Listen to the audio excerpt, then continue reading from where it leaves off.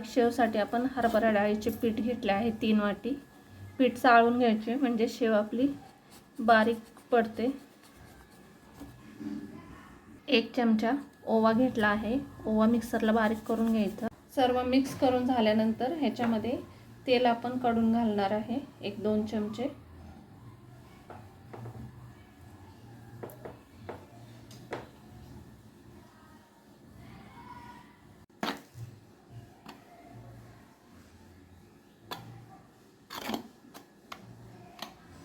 Mix झाल्यानंतर थोडं थोडं पाणी घालून आपण हे पीठ मळून घ्यायचं आहे.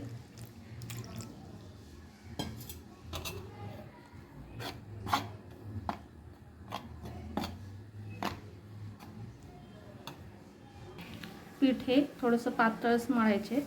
चमच्याच्या साहाय्याने आपण सोऱ्यामध्ये भरून घेऊया.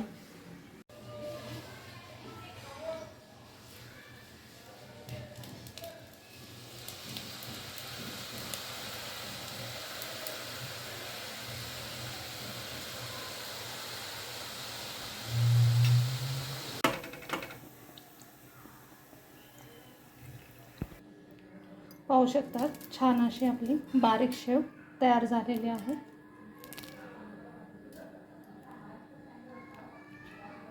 माझी रेसिपी आवडली तर लाईक, शेअर आणि सबस्क्राईब करा. धन्यवाद.